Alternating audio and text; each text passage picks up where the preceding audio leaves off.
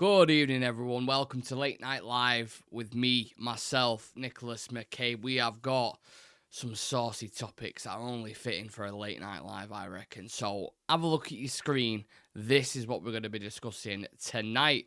Marcus Rashford rules out Saudi move. Diego León move is getting closer. Casemiro to Saudi is also heating up. Gyokeres, genuine target. More and more news building up about him. We've got stuff on Harry Amas, and we've got other little bits in terms of transfer targets and what specific positions we're going to go for. So apologies, the show is late, but regardless, whatever time it is, we will always get it out because it's content. And also news to discuss, man. I mean, we've had more developments on this Marcus Rashford story, and you can already see it on your news ticker right on your screen. It was breaking news before samuelluckhurst tweeted it, saying Marcus Rashford has rejected 3 offers from Saudi Pro League clubs worth up to £35 million a year, and apparently he's also ruled out a move to any teams in Turkey. The offers which Marcus Rashford rejected from Saudi Arabia would have made him one of the best paid players in the world at around £675,000 a week. That is a lot of money. And then we also had Romano kind of added on top of that, that he has no interest whatsoever in moving to the Saudi League. Now, we've already kind of discussed this. We've discussed it amongst ourselves. We've already said Marcus Rashford, he will not go to Saudi Arabia. I've never been under the impression that he would do what Ivan Toney did, basically, and at the exact same age. He's 27, I believe it is.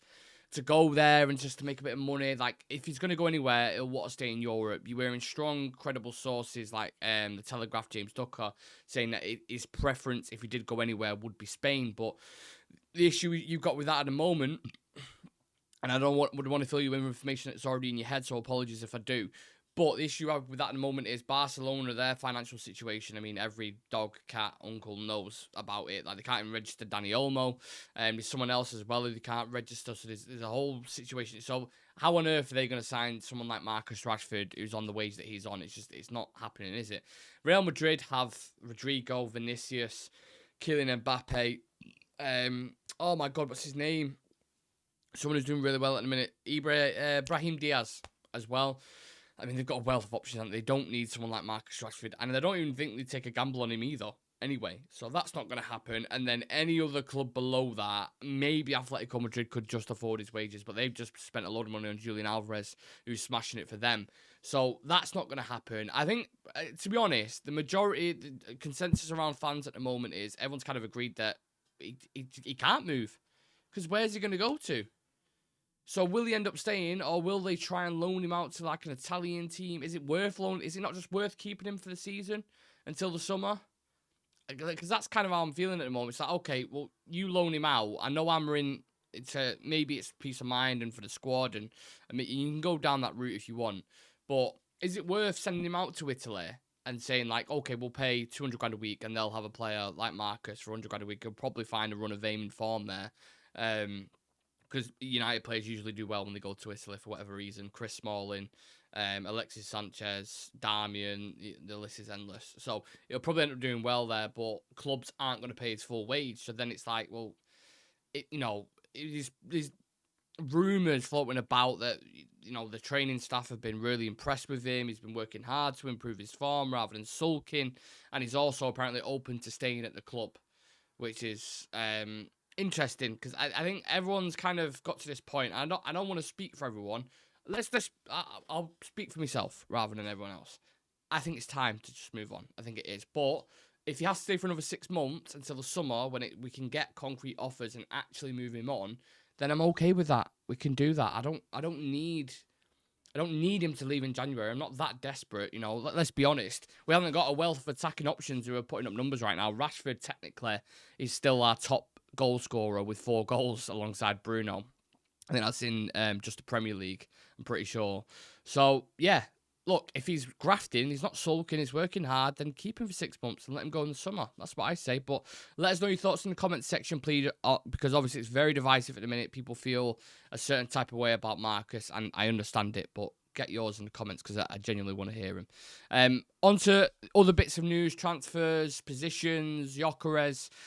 Despite the perilous financial situation Manchester United find themselves in, conversations are ongoing between the club and representatives of transfer targets so that if funds do become available, we will quickly be able to move on these targets, is what's being said, basically. I butchered the way they worded it, but that's what they're saying. At the very least, a wing-back and a striker are top of Ruben Amorim's wish list. Now, I want to ask you guys a question. What are your transfer targets? What are your priorities going into the January window, even though we probably won't spend, and the summer? What do you identify on that pitch at the minute that you go, we really need someone there? I can't see, let's say, for example, Dalot at left wing back anymore. I love Majare, but I don't want to watch him at right wing back anymore. Højlund and Xerxes aren't cutting it up top. I don't like the players that we've got currently in those inside roles. I think we need a midfielder alongside Ugarte. I think we need wide defenders alongside De Ligt. I think we need a new goalkeeper. Probably all of the above, right, is what springs to mind. If you actually go through each position, you're like, yep, could do with someone there, could do with someone there, could do with him, could do with that, could do with this. The reality situation is they're only going to do one or two positions, aren't there? And even the summer, there's stuff being briefed at the moment that apparently, it's going to be as tight in terms of the budget, and we're going to need outgoings, and you're like, oh, okay, now. So, yeah, and having said that, the same outlets, so Pete Hall and the iPaper Sport, are also reporting that Amorim wants Viktor Gyökeres, and the player is very keen to join Manchester United. Sporting are willing to allow him to leave for around 60 million in the summer. He would likely cost 80 million. That's the release clause this month. We ain't getting Gyökeres this month, so put that to bed. I will shave my head on a live if that happens. We will not sign it. We won't spend that amount of money unless it's like a loan with an obligation towards the end of the season, in which case Sporting are going a bit in a shit pan at the minute. They're not going to let their top striker leave on loan. It's just not going to happen, is it? So it's more of a summer move. But one thing I will say is we are crying out for a goal scorer. And Gyökeres, look at the numbers that he puts up. You can go through any season in the past 3 years. This guy's putting up numbers. And not only that, if Amorim knows him and Amorim gets the best out of him and he knows his system inside out perfectly, then obviously the transition's just going to be seamless, isn't it? I mean, even this season, they've started to fall a little bit. 18 goals, 2 assists. This is just the league. Last year, 33 games, 29 goals, 10 assists. Do you know what I'm saying? Like, the guy puts up numbers, and people may throw the argument back, and they may say, like, oh, well, it's only Portugal, and da-da-da. They said the same thing about Bruno Fernandes, and Bruno Fernandes translated it over, didn't he? Especially when he first came in. So, if United are going to go get Viktor Gyökeres, 5 stars from me, no complaints. There are other strikers, Sammy and Wardian, who we've scouted as well. There's Liam Delap, who people are interested in. There's Victor Osimhen. There are strikers, bobbing their head above water, and, I'm sure each month that passes by, there'll be a new different striker. But Gyökeres, I think, is a smart decision. And people will complain that, well, Ten signed his players and da-da-da. But it doesn't always work out. It can go one way or the other. It can turn out like Anthony, or it can turn out like Majare. It's not always guaranteed. But if he knows the player in the system, and he's a bagsman, he's 27, he's got a good age, I think go and get him. And then the other one's an interesting, he says, at the very least, he wants a wing-back as well. Will they move wing-backs on then? Will they accept offers for Dalot? Will they accept offers for Malacia? Because I'm seeing stuff about that. If so, will that then free up? Will they go get an Alvaro? Will they go and get a Robinson? Or, it's one of the reasons why the January market is so hard is because it's halfway through the season, so clubs don't want to let him go. It's like, if you go to Fulham now with a bit of money, say 30 million for Robinson, and saying you're having a fucking laugh. First and foremost, you're paying double that.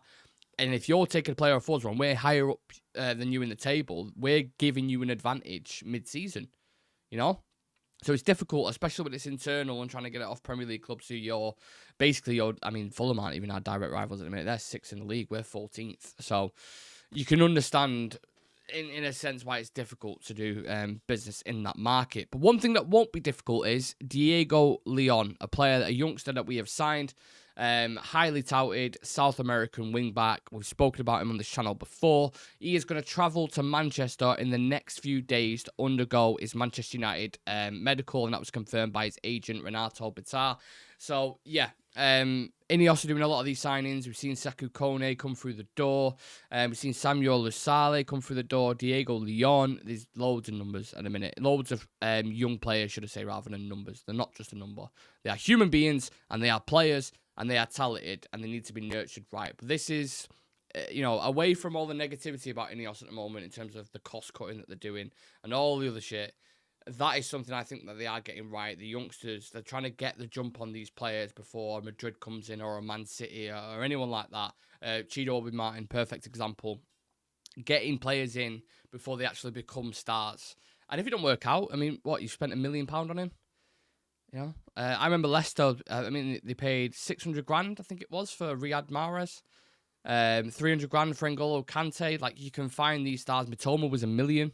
Brighton paid $1 million for Mitoma, paid $5 million for Casado. Like, you can get these talents out there.